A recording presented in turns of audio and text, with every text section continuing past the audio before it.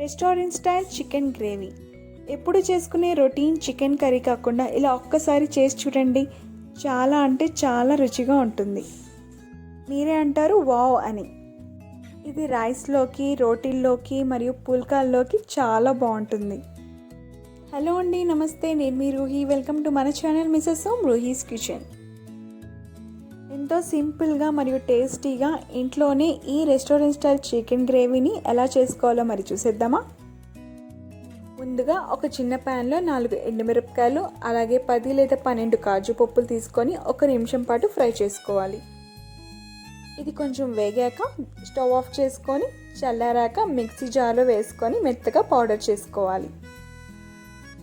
అదే జార్లో ఒక 2 మీడియం సైజ్ టమాటో ముక్కల్ని కట్ చేసుకొని వేసుకోవాలి. ఇప్పుడు దీన్ని కూడా మెత్తగా పేస్ట్ చేసుకుందాం. ఒక వెడల్పాటి ఫ్రై ప్యాన్లో 3 టేబుల్ స్పూన్ ఆయిల్ని వేసుకుంటున్నాను. అందులో 3 లేదా 4 మీడియం సైజ్ ఉల్లిపాయల్ని సన్నగా తరిగి వేసుకున్నాను. అలాగే 2 లేదా 3 పచ్చిమిరపకాయలని కూడా వేసుకున్నాను. ఈ ఉల్లిపాయలు లైట్ బ్రౌన్ కలర్లో వచ్చేంత వరకు వేపుకోవాలి. ఉల్లిపాయలు వేగాక 1 టేబుల్ స్పూన్ జింజర్ గార్లిక్ పేస్ట్ని వేసుకొని ఒక 2 మినిట్స్ వరకు దీన్ని ఫ్రై చేసుకోవాలి. ఇప్పుడు ఇందులో ఒక 1/2 టేబుల్ స్పూన్ పసుపు, 1 టేబుల్ స్పూన్ మిరప్పొడి, 2 టేబుల్ స్పూన్ల ధనియా పొడి, అలాగే 1 టేబుల్ స్పూన్ జీలకర్ర పొడి అన్నీ వేసుకొని 1 నిమిషం పాటు ఫ్రై చేసుకోవాలి. ఇప్పుడు ఇందులో 700 to 800 గ్రామ్స్ చికెన్ని వేసుకుంటున్నాను. ఈ మసాలా అంతా పట్టేటట్టు ఒకసారి బాగా కలుపుకుందాం.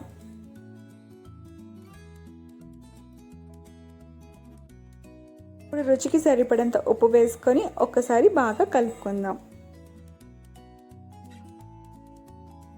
ఇప్పుడు మూత పెట్టి ఒక 10 నిమిషాల పాటు లో ఫ్లేమ్లో దీన్ని కుక్ చేసుకుందాం. 10 నిమిషాల తర్వాత మూత తెచ్చి చూసామంటే చికెన్ ఆల్రెడీ సగం కుక్ అయిపోయిందండి. ఇప్పుడు దీంట్లో ఆల్రెడీ మనం ముందుగా గ్రైండ్ చేసి పెట్టుకున్న టమాటో రెడ్ చిల్లీ పేస్ట్ని వేసుకుందాం. ఈ మసాలా అంతా చికెన్కి పట్టేటట్టు ఒక్కసారి బాగా కలుపుకుందాం. ఒక 2-3 నిమిషాలు ఇలా ఫ్రై చేసుకున్న తర్వాత మూత పెట్టి ఒక 5 నిమిషాల వరకు లో ఫ్లేమ్లో దీన్ని కుక్ చేసుకుందాం. చూసారు కదండి, చికెన్ బాగా కుక్ అయిపోయింది, అలాగే ఆయిల్ కూడా సపరేట్ అయింది. ఇప్పుడు దీంట్లో 1 టేబుల్ స్పూన్ గరం మసాలా, అలాగే కొంచెం కసూరి మేతిని చల్లుకుందాం. ఒక్కసారి బాగా కలుపుకొని ఒక 2 నిమిషాలు లో ఫ్లేమ్లో కుక్ చేసుకొని స్టవ్ ఆపేసుకోవడమే. అంతేనండి, ఎంతో సింపుల్గా టేస్టీగా చికెన్ గ్రేవీ రెడీ అయిపోయినట్టే. ఇప్పుడు దీన్ని సర్వింగ్ బౌల్లోకి తీసుకుందాం.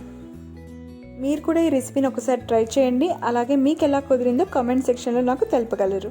మీకు ఈ రెసిపీ నచ్చినట్లయితే లైక్ చేయండి మరియు మీ ఫ్రెండ్స్ అండ్ రిలేటివ్స్కి షేర్ చేయండి.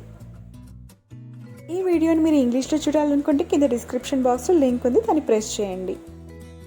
మీరు కనుక నా వీడియోని మొట్టమొదటిసారి చూస్తున్నట్లయితే నా ఛానల్ సబ్స్క్రైబ్ చేయండి. అలాగే పక్కనున్న బెల్ ఐకాన్ని ప్రెస్ చేయండి. మరొక మంచి టేస్టీ రెసిపీతో మళ్ళీ కలుస్తాను. అంతవరకు ఉంటానండి. బాయ్.